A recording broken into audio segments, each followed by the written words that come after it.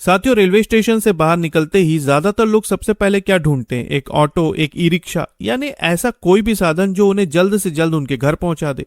और इसी जल्दबाजी में कई बार लोग शेयरिंग गाड़ी में बैठ जाते हैं, ये सोचकर कि किराया कम लगेगा और बाकी सवारियां भी साथ होंगी तो डरने की बात ही नहीं है। इसी तरह एक पिता अपनी बेटी को लेकर ई रिक्शा में बैठे, लेकिन कुछ ही समय बाद उनके साथ जो कुछ भी हुआ वो बेहद ज्यादा चौंकाने वाला था। महाराष्ट्र के रहने वाले 60 साल के पवन सिंह अपनी बेटी को ससुराल छोड़ने के लिए मध्य प्रदेश के इंदौर गए। इंदौर पहुंचने के बाद ट्रेन से उतरकर वो ई रिक्शा तलाशने लगे। कुछ ही समय बाद उन्हें एक ई रिक्शा मिल गया। वो रिक्शा में बैठे और रिक्शा चलने लगा। अब ये शेयरिंग वाला रिक्शा था, इसलिए रास्ते में रिक्शा चालक ने और सवारियां बैठाना शुरू कर दिया। अब रिक्शा थोड़ी दूर ही चला था कि पवन सिंह के सामने बैठा शख्स उनसे बात करने लगा और बातों ही बातों में कब सफर कट गया पता ही नहीं चला। कुछ समय बाद पवन सिंह और उनकी बेटी रिक्शा से उतरे और रिक्शा आगे बढ़ गया। लेकिन जब उनकी बेटी ने अपना बैग टटोला तो उनके पैरों तले जमीन खिसक गई, क्योंकि बेटी के बैग में थे 12 तोले सोने के जेवर जो अब गायब हो चुके थे। ये वो जेवर थे जो लड़की के माता पिता ने बेटी को देने के लिए बरसों से संजो कर रखे थे, लेकिन अब सब कुछ लुट चुका था। अब दोनों को समझ में नहीं आ रहा था कि ये सब कब और कैसे हुआ। कुछ देर बाद पवन सिंह और उनकी बेटी सीधा पुलिस के पास पहुंचे, शिकायत दर्ज करवाई। लेकिन यहाँ पर एक अच्छी बात हुई,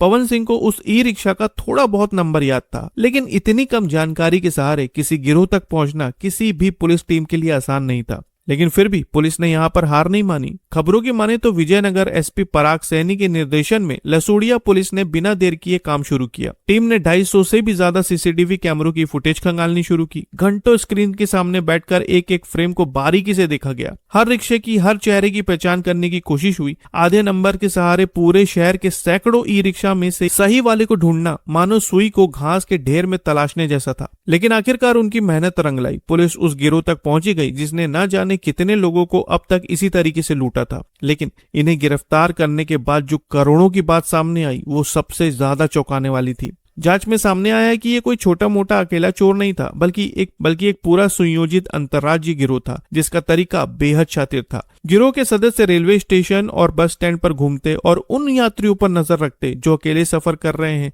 ज्यादातर ये लोग बुजुर्ग और महिलाओं को अपना निशाना बनाते थे। भीड़ में अपने टारगेट सेट करने के बाद गिरोह के सारे सदस्य उसी शेयरिंग ई रिक्शा में सवार हो जाते जिसमें वो यात्री बैठा हो, बिल्कुल आम मुसाफिरों की तरह। और फिर सफर के दौरान कुछ सदस्य यात्रियों को बात में उलझाए रखते, हंसी मजाक करते, ध्यान भटकाते, जबकि असली मास्टरमाइंड चुपचाप बड़ी सफाई से मौका पाते ही बैग से पर्स, नकदी और जेवर पार कर देता था। ये सब इतनी सफाई से होता था कि बगल में बैठे इंसान को भनक तक नहीं लगती थी और वारदात को अंजाम देते ही सभी आरोपी अलग अलग जगहों पर उतरकर अलग अलग दिशाओं में गायब हो जाते। पुलिस की गहरी जांच में इस गिरोह के मास्टरमाइंड का नाम सामने आया, जो था 53 साल का महबूब हमीद। ये उत्तर प्रदेश के बिजनौर का रहने वाला है। लेकिन जो बात सबसे ज्यादा हैरान करने वाली थी वो ये कि ये कोई नया अपराधी नहीं था। महबूब पिछले करीब 18 सालों से मध्य प्रदेश, उत्तर प्रदेश, गुजरात और राजस्थान के अलग अलग राज्यों में इसी तरह की वारदातों को अंजाम देता आ रहा था।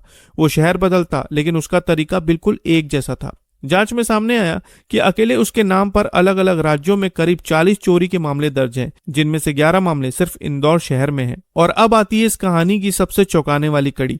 जब पुलिस ने महबूब की असली जिंदगी के बारे में खंगाला तो पता चला कि इतने सालों की चोरी से कमाए गए पैसों से उसने बिजनौर में करीब 2.5 करोड़ रुपए का एक शानदार आलीशान बंगला बनवा रखा था। और जब पुलिस टीम वहां पर पहुंची तो उस बंगले को देखकर वो भी दंग रह गए। लेकिन जांच अभी यहीं खत्म नहीं हुई। पुलिस की शुरुआती पड़ताल में एक और चौंकाने वाला तथ्य सामने आया। महबूब का पूरा परिवार, उसकी पत्नी और परिवार के दूसरे सदस्य भी इसी तरह की वारदातों में शामिल रहे हैं। यानी चोरी सिर्फ उसका पेशा नहीं बल्कि पूरे घर का धंधा बन चुका था। पीढ़ी दर पीढ़ी चलने वाला एक ऐसा काला कारोबार जिसकी जड़ें कई राज्यों तक फैली हुई थी, जिसमें शायद हर सदस्य की एक तय भूमिका होती। कोई नजर रखने का काम करता, कोई बातों में उलझाने का, कोई सामान पार करने का। पुलिस ने गिरोह के मास्टरमाइंड समेत बाकी सदस्यों को गिरफ्तार कर लिया है और उनके पास से करीब 20 लाख रुपए का चोरी का माल भी बरामद कर लिया गया है। पुलिस का मानना है कि आने वाले दिनों में इनसे पूछताछ के दौरान और भी कई पुराने अनसुलझे मामलों का खुलासा हो सकता है और शायद परिवार के बाकी सदस्यों की भूमिका भी पूरी तरह सामने आ सकती है। ये घटना में बहुत बड़ी सीख देती है कि भीड़ भाड़ वाली जगहों पर, चाहे रेलवे स्टेशन हो या बस स्टैंड, अपने सामान पर, अपने बैग पर हमेशा नजर बनाए रखें। चाहे साथ बैठी सवारियां कितनी भी मासूम, कितनी भी भरोसेमंद क्यों न लगे, क्योंकि कई बार सबसे शातिर चेहरे भी सबसे मासूम दिखते हैं। इस पूरे मामले पर आप क्या कहना चाहेंगे कमेंट में जरूर बताएं और नई खबरों के लिए चैनल को सब्सक्राइब करना ना भूलें। फिर मिलेंगे साथियों बिल्कुल एक और नई खबर के साथ। तब तक के लिए आपका बहुत बहुत धन्यवाद।